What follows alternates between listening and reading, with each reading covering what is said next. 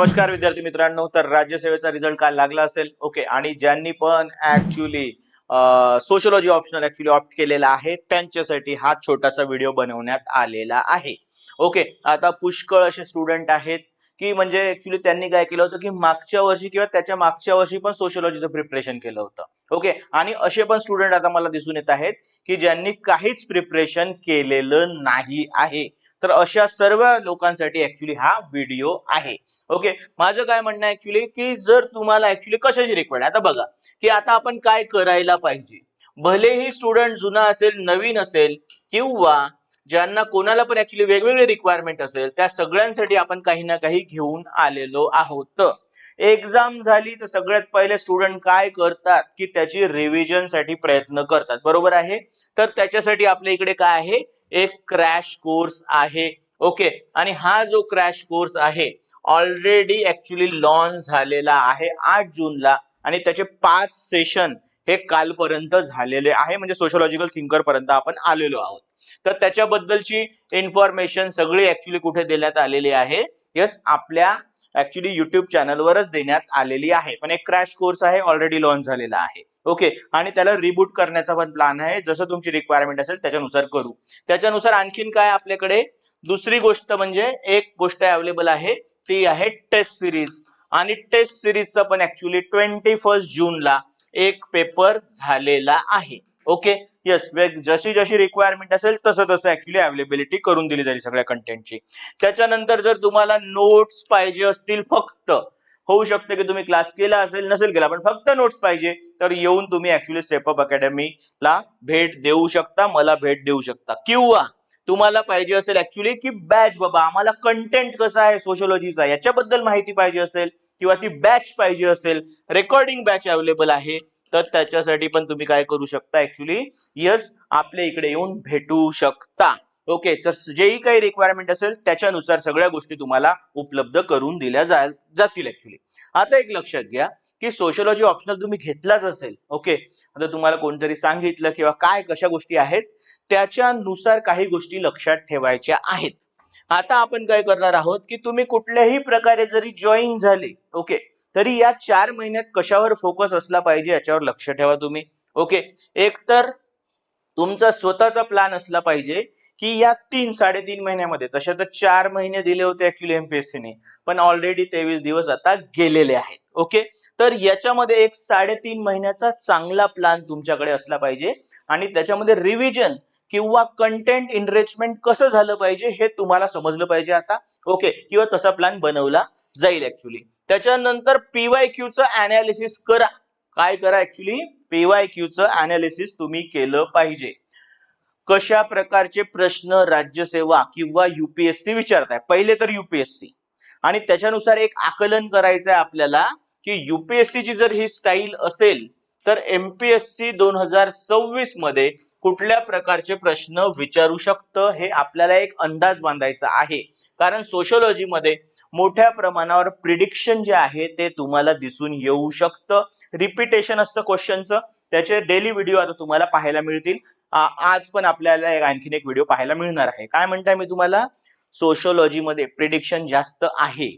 Even ऑप्शनलच्या सिलेबसचं cost benefit analysis जास्त आहे as compare to GS. माझंच ऑप्शनल नाही, बाकी पण जे ऑप्शनल असतात त्याच्यामध्ये तुम्हाला जसं सिलेबस आहे त्याच्यानुसारच प्रश्न तुम्हाला दिसून येऊ शकतात, करस्पॉन्डिंग क्वेश्चन तुम्हाला दिसून येतील. वेरॅज जीएसचा सिलेबस कसा आहे, वास्ट आहे, खूप जास्त ऍक्च्युली. ओके. येस. नंतर तुम्हाला त्याच्यामध्ये थिंकर्सची अंडरस्टँडिंग तुमची खूप छान असली पाहिजे. मी सांगतो तुम्हाला, थेअरीज समजल्या पाहिजे तुम्हाला. थिंकर्स आपल्याला काही मेन्शन आहेत सिलेबस नुसार, मार्क्स आहे, मीड आहे, पार्सन आहे, मर्टन आहे. ओके. इवन हे सोडून सीडब्ल्यू मिल्स, पीर्स सोरोकिन सारखे थिंकर्स पण येणार आहेत, मेलोनोस्की पण येणार आहे. यांची सगळ्यांची अंडरस्टँडिंग तुमची खूप छान पाहिजे. त्याची अप्लिकेबिलिटी तुम्हाला ते वेळेवर यूज करता आले पाहिजे. ओके. आणि सगळे कीवर्ड जे आहेत ते ऍक्च्युली आपल्याला समजले पाहिजे, कसे वापरायचे हे पण आपल्याला लक्षात घ्यायचं आहे. त्याचसोबत ऍक्च्युली करंट अफेअर सोबत इंटिग्रेशन करा, आणि आन्सर रायटिंग वर भर द्या. ऍक्च्युली आन्सर रायटिंग जे आहे त्याचं खूप लवकर ऍक्च्युली तुम्ही कॅप्चर केलं पाहिजे की कसं आन्सर रायटिंग केलं पाहिजे. त्याचे बेसिक स्ट्रक्चर तर सगळे लोक सांगतच आहे, इंट्रोडक्शन, मेन बॉडी, ओके, आणि काय म्हणते बाबा त्याला कन्क्लुजन. पण हे सोडून पण कीवर्ड जे असतात युपीएससीचे डिरेक्टिव्ह असतात, त्याच्यानुसार आन्सर रायटिंग, कुठल्या क्वेश्चन मध्ये जास्त शब्द असतात ते कमी शब्द कसे करायचे, किंवा शब्द कमी असल्यावर क्वेश्चन जर मोठा विचारलात कसं केलं पाहिजे, किंवा कशा प्रकारचे प्रश्न एमपीएससी करतात कसं आन्सर केलं पाहिजे, याची पूर्ण चर्चा तुम्हाला समजली पाहिजे. त्या संबंधी वेगवेगळ्या ऍक्च्युली मी त्याला प्रोडक्ट म्हणणार नाही, बरोबर वाटत नाही, पण वेगवेगळे ऍक्च्युली काय म्हणतात कोर्सेस अवेलेबल करून देण्यात आलेले आहे. तुम्हाला काही डाऊट असेल तर तुम्ही येऊन भेटू शकता. आता मी तुम्हाला काय करतो की काही कशा प्रकारचे प्रश्न विचारले जातात याचं सांगण्याचा काही प्रयत्न करतो. ओके, जसा तुम्हाला मी सांगत आहे एक प्रश्न इथे आहे. ओके, क्लिअर आहे ऑनलाईन बॅच. ओके, आता बघा की हा प्रश्न आहे 2025 चा युपीएससीचा क्वेश्चन आहे. का युपीएससीचा क्वेश्चन? कारण एमपीएससीचा एकच प्रश्न म्हणजे एकच पेपर झालेला आहे, तर तेवढा कंटेंट अवेलेबल नाही डिस्कस करण्यासाठी. ओके, तर बघा की 2025 चा प्रश्न काय म्हणतो. इंग्लिश मराठी दोन्ही आहे, थोडस तुम्हाला म्हणजे लक्ष द्यायचं आहे, दोन्ही सांगणार आहे. आता बघा प्रश्न काय म्हणतो. Highlight the main features of historical materialism. ऐतिहासिक भौतिकवादाचे मुख्य वैशिष्ट्य सांगा म्हणतं. As propounded by Marx. अजून कोण सांगणार आहे? How far is this theory relevant in understanding contemporary society explain. असा प्रश्न बघा. हा 25चा प्रश्न मी तुम्हाला सांगत होतो, प्रिडिक्शन रिपिटेशन.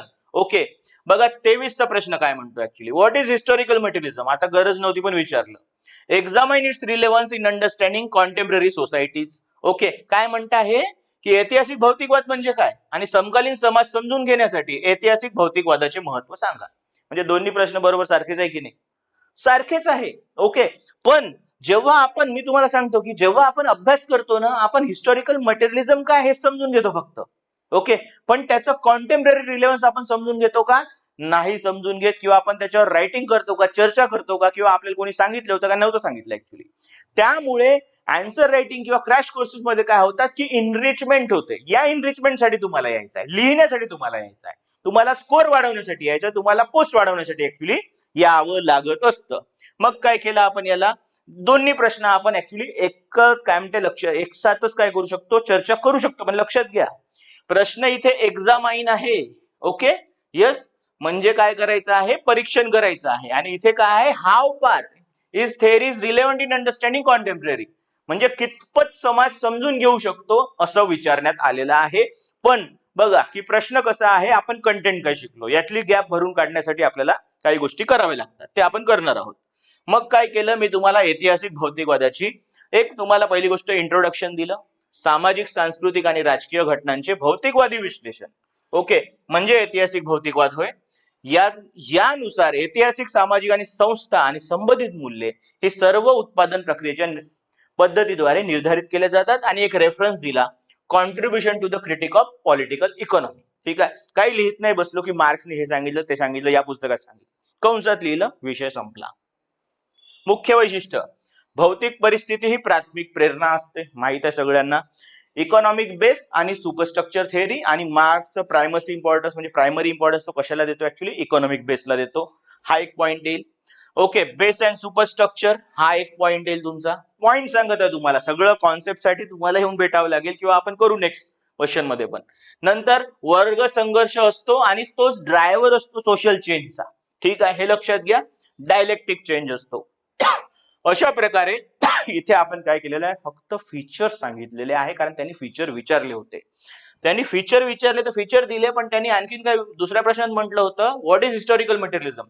तेव्हा पण दादा हेच लिहायचं आहे जे पहिले लिहायचं होतं, काही फरक पडणार नाही. हिस्टॉरिकल मटेरियलिझम मध्ये फीचरच त्याचे सांगणे ते एक्सप्लेन करण्यासारखं असेल, हे लक्षात आलं. नंतर काय म्हटलं, समकालीन समाज समजून घेण्यासाठी ऐतिहासिक भौतिकवादाचे महत्व. जसं चीनची सोसायटी, तिथलं सोशलिझम आणि तिथलं वर्किंग कसं आहे सोशलिझमचं, याच्याबद्दलची चर्चा केली. भारतामध्ये एलपीजी धोरण आणि त्याच्यानंतर होणारे बदल. ओके, त्याच्यात मग मीडिया असेल, शिक्षण किंवा सांस्कृतिक अधिष्ठान असेल, इंजिनिअरिंग कॉलेज. एवढे जास्त इंजिनिअरिंग कॉलेज का आले बाबा, काय म्हणते बाबा, आपल्या इंडियामध्ये जिथे पाहिजे तिथे इंजिनियर आहे. एक दगड फेकून मारा, ऍक्च्युली एक दगड कुठे लागणार आहे, कुत्र्याला नाही तर इंजिनियरला, असं म्हणतात लोक ऍक्च्युली. का इंजिनिअरिंग कॉलेज? कारण आपल्याला इकॉनॉमिक बेस कसा होता आपला बदलला होता आणि त्याच्यासाठी आपल्याला स्किल्ड मॅन पॉवर पाहिजे, ते म्हणून इंजिनिअरिंग कॉलेज. मग शिक्षण व्यवस्था, एमबीए कॉलेजेस आले. सांस्कृतिक अधिष्ठान, मीडिया माध्यमे, ओके, यासारखे बदल दिसून येतात ऍक्च्युली. नक्षलवाद किंवा भारतातली गरिबी, नक्षलवाद किंवा भारतातली गरिबी समजून येण्यासाठी, म्हणजे भारतातले प्रॉब्लेम पण समजून येण्यासाठी हिस्टॉरिकल मटेरियलिझम महत्वाचा आहे. ओके. जागतिक आणि भारतीय पातळीवर उत्पन्न विषमता IMF आणि ऑक्सफॅमच्या रिपोर्ट नुसार आकडेवारी देण्यात आलेली आहे. त्याच्यानंतर जागतिक भांडवलशाही त्याचे परिणाम याच्यावरची पण चर्चा आहे आणि त्याला एक साजेसं कन्क्लुजन देण्यात आलेलं आहे. अशा प्रकारची चर्चा आपल्याला करायची आणि अशा प्रकारचं आन्सर रायटिंग शिकायचं आहे. आणि सेम मग काय असेल ऍक्च्युली हे इंग्लिश मध्ये दिलेलं आहे. ओके. त्याचं एक इंट्रोडक्शन आहे. मेन बॉडी मध्ये बघा फीचर्स काय, material condition as a primary driver, base superstructure. इथे एक डायग्राम नाही दिलेली ऍक्च्युली, पण डायग्राम पाहिजे, करू चर्चा. ऍक्च्युली या प्रकारची डायग्राम येणार आहे इकॉनॉमिक बेस सुपरस्ट्रक्चरची. Okay. Dialectic change, class struggle, relevance in of historical materialism in understanding contemporary society, Chinese communist या किंवा सोशलिस्ट सोसायटी, इंडियातले इकॉनॉमिक चेंजेस पोस्ट LPG. त्याच्यानंतर काय म्हटलं ऍक्च्युली, नक्सलिझम आणि पॉवर्टी भारतातली, इन्कम इनइक्वेलिटी जगातली आणि भारतातली, global capitalism and it's impact. या प्रकारे पूर्ण रिलेव्हन्स देण्यात आलेला एक साजेसं त्याला काय आहे, कन्क्लुजन आहे. आणि असाच प्रश्न 2025 मध्ये MPSC ला पण विचारण्यात आला होता, हिस्टॉरिकल मटेरियलिझम म्हणजे काय. ओके. तर या प्रकारे तुम्हाला चर्चा करायची आहे. एक आणखीन प्रश्न आहे बघा, examine Karl Marx view on class in itself and class for itself with reference to proletariat. सर्व हारा वर्गासाठी क्लास इन इटसेल्फ आणि क्लास फॉर इटसेल्फ हा बदल कसा घडून येतो. आता हे बघा काय झालं आहे की तुम्ही जे शिकले क्लास स्ट्रगल त्याच्यामधून त्यांनी एक प्रश्न बनवलेला आहे. असा प्रश्न जो आहे हा UPSCचा आहे 2010चा. ओके. आणि तशा प्रकारचा आपण प्रश्न काय करणार आहोत किंवा तशा प्रकारचे आणखीन प्रश्न काय करणार आहोत, चर्चेला घेणार आहोत. तुम्हाला काय करायचं आहे, जसा तुमचा प्रॉब्लेम असेल तो प्रॉब्लेम घेऊन या, आपण त्याचं सोल्युशन देऊ आणि 2026च्या मेन साठी तुम्हाला मदत करू असं सांगू शकतो. धन्यवाद.